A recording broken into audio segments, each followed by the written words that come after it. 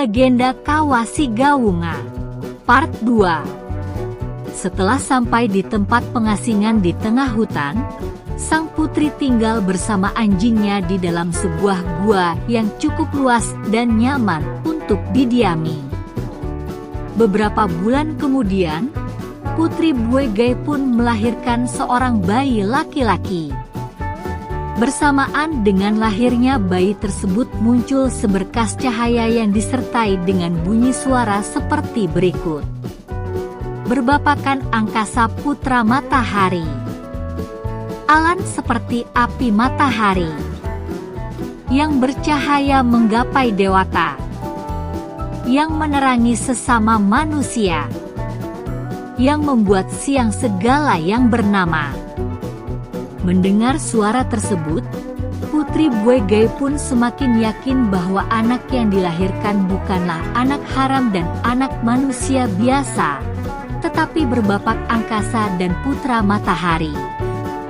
Anak itu seperti api matahari yang memancarkan cahaya dan kelak akan menerangi semua manusia. Sang putri pun merawat bayinya dengan penuh kasih sayang, hingga tumbuh menjadi anak yang pemberani. Saat berusia 7 tahun, anak itu sudah mahir berburu dan mengiris tuak.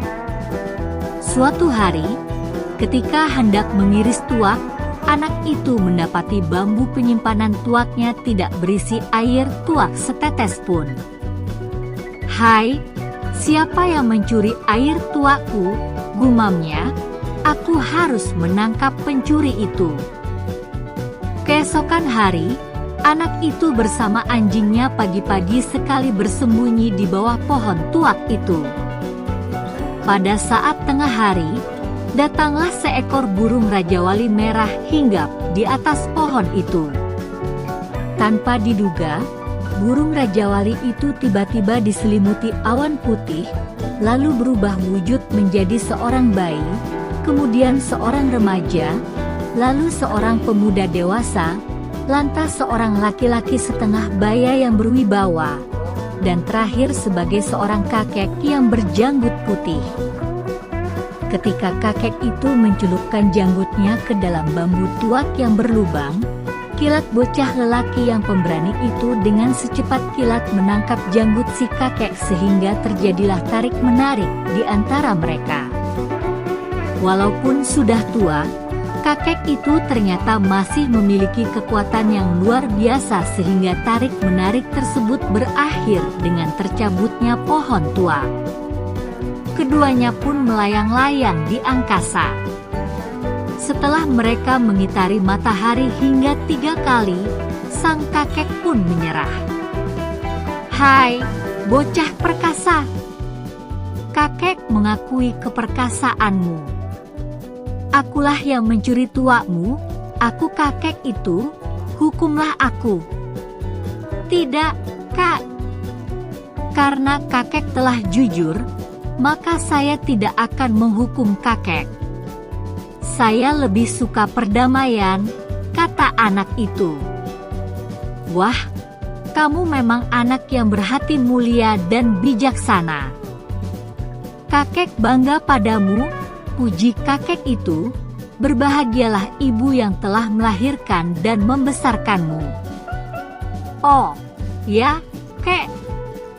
Kalau boleh saya tahu, kakek siapa dan berasal dari mana?" tanya anak itu. Kakek tersenyum lebar seraya berkata kepada bocah itu, "Kalau kamu ingin tahu tentang diri kakek, tunggulah 2 hari lagi. Kakek akan datang menemui ibumu dan pada saat itu juga kakek akan memberimu hadiah sejenis binatang yang akan muncul dari dalam lubang pohon tuak itu. Binatang itu harus kamu beri nama Kaba, kerbau, karena ia muncul pada saat kita kabau, makan makanan persembahan," ujar kakek itu. Usai berkata demikian, kakek itu tiba-tiba kembali berubah menjadi burung rajawali merah lalu terbang ke arah matahari terbenam. Sebelum meninggalkan tempat itu, ia sempat berpesan kepada anak itu, "Wahai cucuku, segeralah kamu tinggalkan tempat ini. Sebentar lagi matahari akan terbenam," ujarnya. 2 hari kemudian, anak itu bersama ibu dan anjing kesayangan mereka menunggu kedatangan sang kakek di Lokatua, tempat tua. Ketika hari beranjak siang, burung Raja Wali itu pun datang dari arah matahari dan segera hinggap di Lokatua. Beberapa saat kemudian, awan putih menyelimuti seluruh tubuhnya sehingga terjadilah proses penjelmaan. Ketika Putri Buege menyaksikan proses penjelmaan burung Raja Wali merah itu menjadi seorang pemuda, jantung sang putri langsung berdetak kencang dan darahnya mengalir sangat cepat.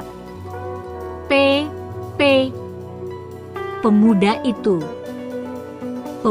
itu yang pernah hadir dalam mimpiku, ucap Putri Buege dengan gugup.